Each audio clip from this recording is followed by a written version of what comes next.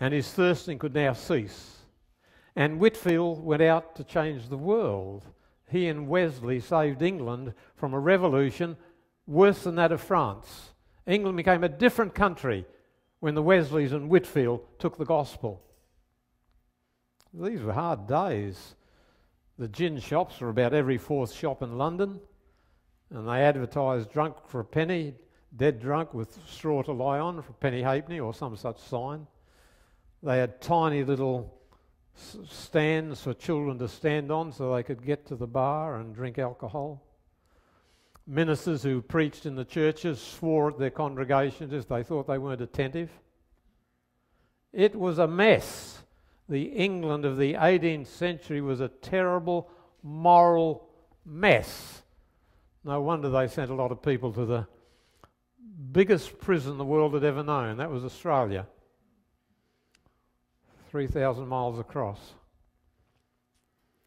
And they sent them out here because they'd stolen a bun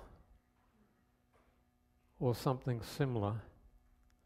But the Wesleys and Whitefield changed all that. And Whitefield would talk to thousands at one time. He'd talk to the colliers from the mines, and there were gutters down their faces where the tears moved away the coal. And then he went to America. He crossed the Atlantic as though it was a puddle. And in those days, they were just cockle ships, you know, just tiny little things.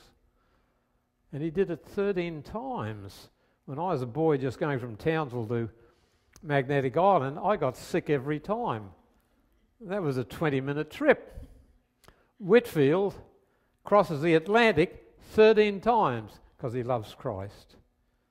He loves his fellow men. I think of Adoniram Judson. His father was a minister, a very stern man, but a good man. Judson doesn't want religion. He wants to be a writer. He'll write plays, and they'll be produced all over the world. And he leaves home one day to get away from the religious atmosphere. He's had a very close friend at college who was an atheist. And he thinks of him as he rides, hopes he'll see him again soon. The night's coming, so he's got to find a hotel to stop in. Most of them are shut, filled. Finally he finds one and he's told, "Look, sir, there's only one room and next door is a man who's dying." "Oh, I don't care about that," says Judson. So he gets the room, but during the night he hears the groans. And in the morning when he comes out to pay, he says, "How is the man who was next door?" And he's told he's dead. "Oh," says Judson. "Yes," he's told, "he was a young man from a college out in the east." "What's his name?" And it was Judson's friend. So Judson turns his horse around and goes back to home, and he says to his father, "I'm going to become a minister." And he goes to Burma. And oh, the hell he went through in Burma. Taken prison, without shoes, led along rocky ground, without water, without food. Oh, the things he went through in Burma. But he wrote a book, translated the Bible into Burmese. And it's been a blessing to millions of people. All because of this story. All because of this story. And here we are in the 20th century. This is a recent book. Maybe I've told you about it, but I don't think I've shown it to you. Jill sent away and got it for me. This is the man who was the spiritual mentor of Robert Dawkins, you know, who wrote The God Delusion, and several other contemporary atheists. This is the man who mentored them, fathered them. For 50 years, this man, Anthony Flew, lectured against God and Christianity. For 50 years. But as you know, something very strange has happened in the last 30 years. Scientists have discovered that the universe is so finely tuned. When Francis Collins debated with Dawkins, He said, don't you understand?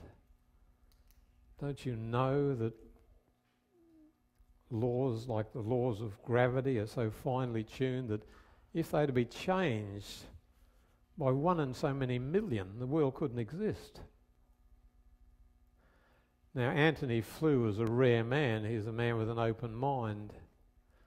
And with these recent discoveries of the fine-tuning, of which there are scores of instances, and the only way scientists can get out of it is say, well, there are lots of universes, one of them had to come right. But the man who invented that theory has given it up, and the best scientists reject it. So there is no answer to the fact of the fine-tuning of the universe. There is no answer. So Antony Flew has become a believer in God, and he said, I would be a Christian but for the doctrine of eternal torment. Well, of course, that's not a biblical doctrine. I was walking with a friend yesterday who was a bit troubled by this. I pointed out to him that when you read of everlasting fire in the New Testament, it means everlasting in its results, not its process. So I can say that Sodom and Gomorrah were destroyed by everlasting fire, but you can't go and see them burning. And this man would become a Christian but for that. So please, when you read this passage, be aware of what it's done. Let me point out just a couple more things before we stop. It says in verse 10, the Lord makes his life a guilt offering. Here's an interpretation of the whole series of ceremonies that the Jews had, the sacrifices. There was one known as the Yasham, which was based on the idea that all sin is a debt and must be paid for. So in the typical services, a man who'd done something wrong had to repair the damages and bring an asham, a guilt offering, and the priest would make an atonement for him and he would be forgiven. Here it says Christ would be an asham, a guilt offering for the debt of the world, for your debt and mine. Never forget this. Christ died on Calvary, that's history. Christ died for you, that's salvation.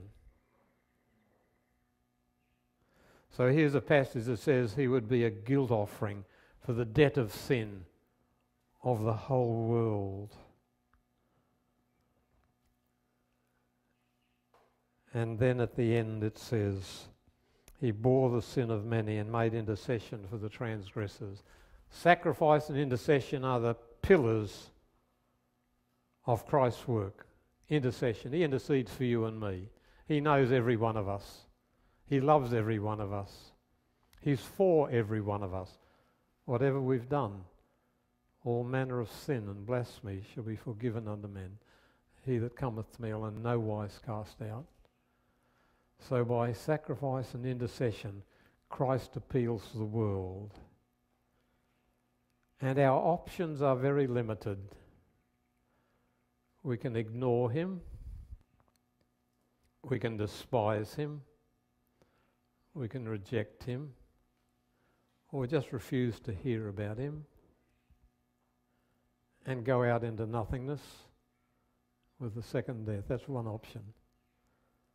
The other option is that we listen, believe, and follow in his way. There are two things you and I hate. One, to have to say, thy will be done, and the other, self-sacrifice. None of us like either. But when we find that the Son of God loved us, gave himself for us, then thy will be done is not a concession, it's a privilege. And self-sacrifice is not a burden, it's automatic. Let's take a break.